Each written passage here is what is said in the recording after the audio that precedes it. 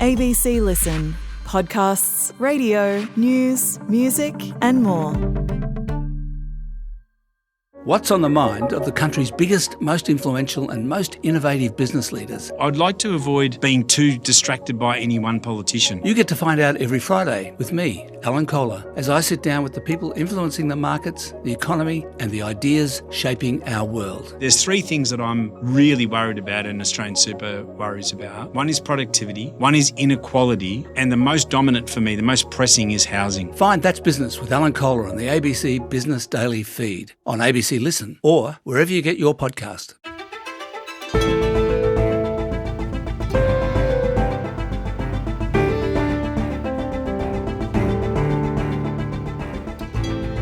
Why do we only try to control inflation with interest rates?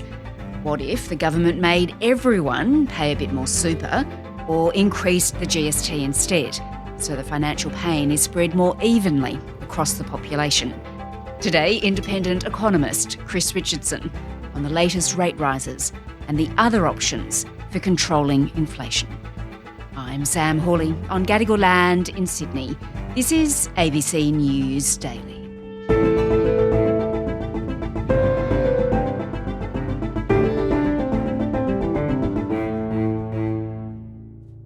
Chris, we've had 3 consecutive rate rises this year, so the 3 cuts we had last year have disappeared, which is pretty hard for home borrowers, isn't it?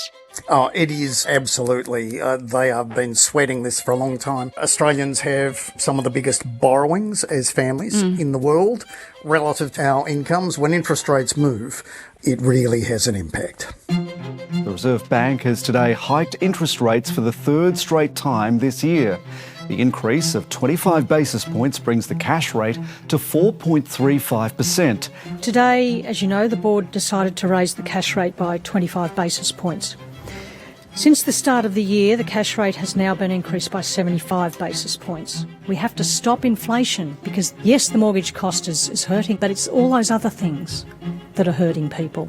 The rise in prices of groceries, the rise in price of fuel, all those sorts of things are hurting people. We've got to get the inflation rate down. Do you think the Reserve Bank got it wrong by dropping rates in the first place? Should it have just left them where they were? We now know that they should have just left them where they were. Yeah. And we'd have been in better shape. To be fair to the Reserve Bank at the time, it looked as though it was relatively safe to cut rates. Sadly, though, the story began to change, inflation began to pick up again, and the Reserve Bank began to sweat. The interest rate is the tool we've got. It's blunt. It does affect people in different ways, but it's the best way we've got of controlling inflation. And that's ultimately what we have to do. So, Chris, what I want to do with you now is consider if there's another way to control inflation. One option that is discussed, of course, is bringing super into play. Now, how would that work instead of using interest rates, using superannuation? Well, you could make more money come out of wages and go into super. Now, that would require a change to the way we do it. At the moment, the super comes out of your employer's money rather than yours. This extra bit that we're talking about would have to come out of yours. Right. And it's worth noting, true of this idea, true of all of them, if you think of inflation as too much money chasing too little stuff, basically the amount we're spending is running ahead of the ability of the Australian economy to produce. That's what drives inflation. And interest rates, in effect, suck money out of the economy. This is, you get less in your pay packet and more goes into super to be tucked away for the future. It's just another way of having some pain now, reducing our ability to spend today. So it's like deferring pay. You'd increase the required super contribution when inflation is high and then bring it back down when inflation drops. Is that actually a possibility? Could that actually happen? Oh, it absolutely could. And what we are essentially talking about is saying that, well, maybe we can spread this pain differently. In Australia, home borrowers tend to think, that they are feeling the bulk of the pain. And that's true partly because we have such big borrowings as a nation, partly because our mortgage rates jump up and down every time the Reserve Bank does something. And the underlying question is, well, how can we spread that burden a bit differently, maybe less falling on those with a mortgage and more in superannuation? We're talking about more falling on wage earners. Now, in many cases, that's going to be the same people, but in some cases not.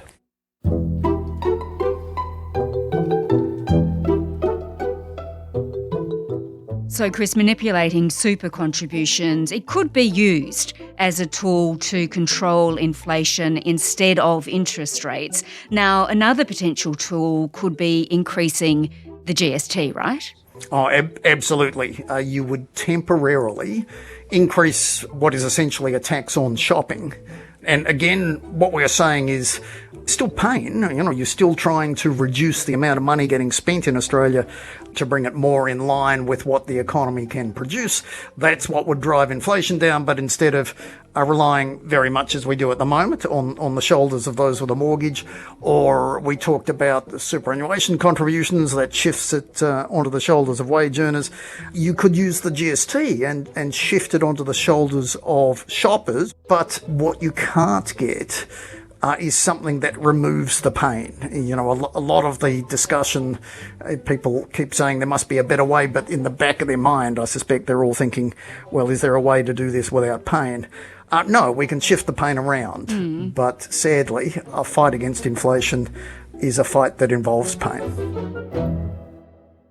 How would that work? Would you increase it by 0.25%, the GST? Well, and again, it depends on how big the inflation fight is. And the GST comes with the initial complication that it would simply push up prices further, obviously, though the Reserve Bank would ignore that in terms of setting interest rates.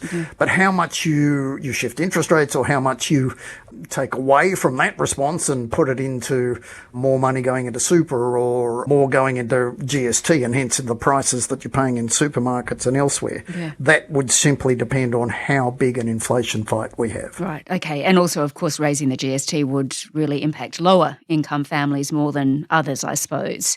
Yeah, and that side of it, when you're talking about super contributions, you are picking wage earners, but some people, of course, obviously have higher wages and salaries than others.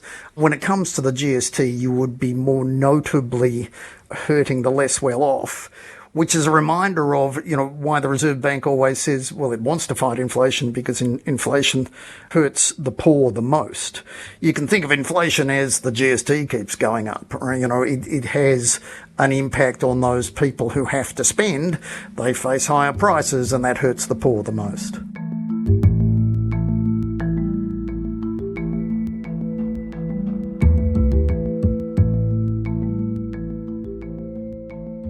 All right, so if not then raising the GST, why, maybe this is a silly question, but why can't we just then increase income tax when inflation is high and bring it back down when it's under control? We absolutely can. Those are different shoulders, basically. The personal income tax in Australia, the top 20% of personal taxpayers pay about 60% of all personal tax.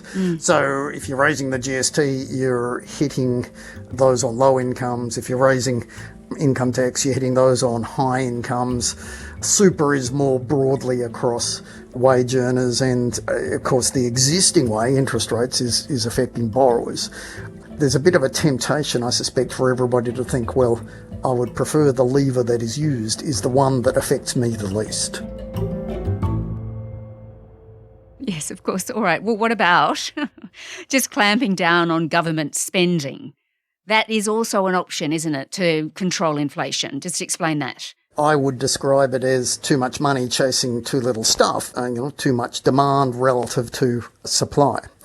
And governments have an impact on demand too. If they spend more, well, that affects inflation. If they tax more, that affects inflation in the other direction. And so what governments do, state as well as federal, and the other day the RBA governor specifically called out the states, has an impact. Yeah, sure. And Michelle Bullock, the governor, she's also warned ahead of this week's budget that will be delivered by Jim Chalmers to be very careful about what he hands out. So all I'm saying is that the extent to which government make up the shortfalls for households by giving them more money, it makes it harder to dampen demand. Yes, she does make that point. Now, to be clear, you can have governments giving us handouts of some kind. So for example, the cut to petrol taxes that we have at the moment, governments can do that without having an impact on inflation, because what they've done there is to give us some money that we will spend and hence tend to put up inflation. They can just take some money out. Otherwise, they can lower other spending, they can raise taxes. So governments can walk and chew gum, if you like. Mm-hmm. They can give us some cost of living relief so long as they offset it otherwise. Okay, all right. Well, dare I ask, what about cracking down on companies that continually jack up prices, perhaps more than they need to? That would help, would it not, bring down these inflationary pressures? It would, but less than you think. So a couple of years ago, there was a lot of excitement about the supermarkets. And I remember doing the calculation at the time. If the supermarkets had the same profit margins during COVID as they had before COVID, and I forget the exact answer, but the answer is it makes spectacularly little difference to the living standards of Australians. Now, that's not to say that we shouldn't have good competition laws in Australia. We absolutely should, but it's a little too easy, I suspect, to blame businesses. To the extent there are rip-off profits out there, they tend to be collected more by our miners who are getting that money from foreign customers, though there's the separate issue of do we get enough tax for some of our natural resources. Yes, all right, which is a raging debate at the moment. All right. Well, look, I have one more to put to you then, Chris. What about we change our inflationary target? Currently it's at 2 to 3%. Could we not just push that up? Which is probably not a sensible question to put to an economist, but please explain to me why we can't do that. It is a sensible question and it's a great one. And to be clear, my view is not a majority one. It's very much a minority one. But if you think of what we're targeting with inflation, the idea is simply just a little bit of inflation, low on average, helps grease the wheels of the economy as it works. And in a sense, that just gives us a bit of a bumper bar. You really don't want to have the opposite problem that we have today, where prices are falling instead of rising, and it becomes hard to keep the economy moving because it's hard to have interest rates go below zero. I think in a world which is more shocking in every sense, the last boring year of your life, Sam, was 2006, and it's been a bit of a white-knuckle ride ever since. In a world with more shocks, I'd be quite happy to see a bigger bumper bar instead of an average 2.5%, maybe 3 or 3.5%. And there would be little, it doesn't do away with the problem, but it might help us smooth some of those problems.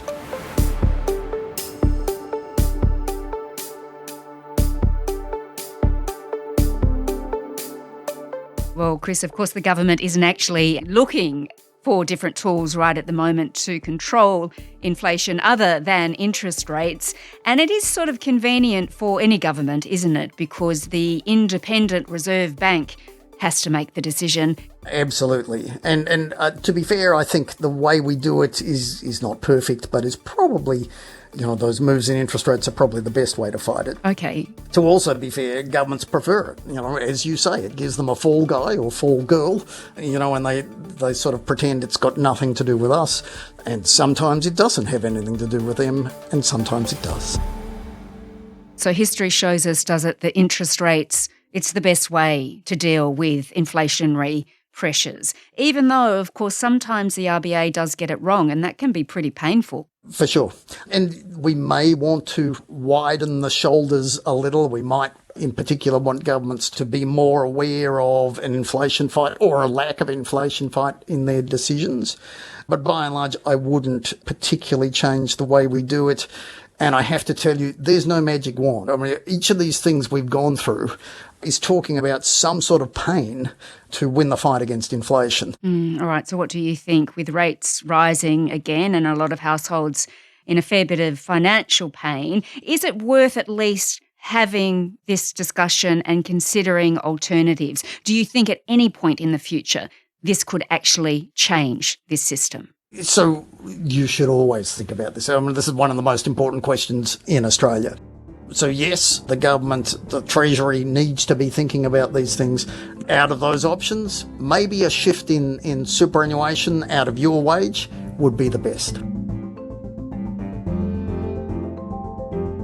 Chris Richardson is an independent economist.